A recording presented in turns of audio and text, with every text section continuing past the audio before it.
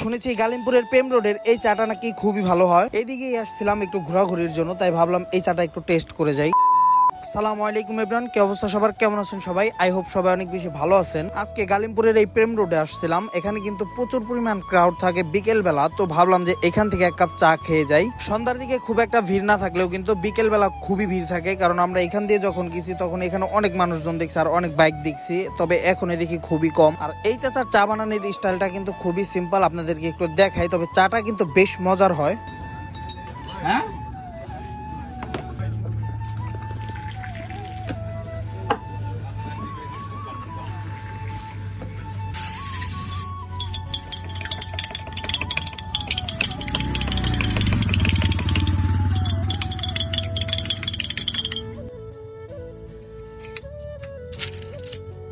চাটা কেমন আসলে এখন আমি ট্রাই করি নাই, ট্রাই করে বলতেছি। তবে এই ওয়েদারের সাথে যে চাটা যাচ্ছে এটা কিন্তু একবারে 10-এ 10ই বলা যায়। আসলে এই ওয়েদারের সাথে চাটা খাওয়ার ভাগ্য কিন্তু সবার থাকে না। যারা গ্রামে থাকবেন শুধু তারাই কিন্তু এই ওয়েদারের সাথে চা খাইতে পারবেন, যারা শহরে থাকেন তারা এসির নিচে থাকতে পারবেন ঠিকই, তবে এই ওয়েদারের সাথে ফিল করে এক কাপ চা খাইতে পারবেন না। আর যদি এই ওয়েদারের সাথে যদি এক কাপ চা খাইতে চান তাহলে অবশ্যই গ্রামে আসতে হবে। আর আমি কিন্তু অনেকের কাছেই শুনেছিলাম যে এই চাটা নাকি ভালোই টেস্ট, তবে আজকে খেয়ে দেখলাম না, মোটামুটি চলে, চাটা ভালোই টেস্ট আসলে। আর হ্যাঁ, অনেকে আমাকে অনেক সময় বলেন যে আপনি যা খান তাই আপনার কাছে টেস্ট লাগে। আসলে ভাই, আমি যেই কোনো একটা জিনিস খাওয়ার আগে আমি ওটা যাচাই বাছাই করে তারপরে খাই। যদি অবশ্যই খারাপ রিভিউ পাই তাহলে ওটা আমি খাই না কখনো। আর যেটা যাচাই বাছাই করে না খাই, যদি দেখি খারাপ, ওটার ভিডিও করলেও আমি আপলোড করি না। তবে এই চাটা এই ওয়েদারের সাথে একবার হলো ট্রাই করে দেখতে পারেন, আশা করি ভালোই লাগবে। ধন্যবাদ সবাইকে।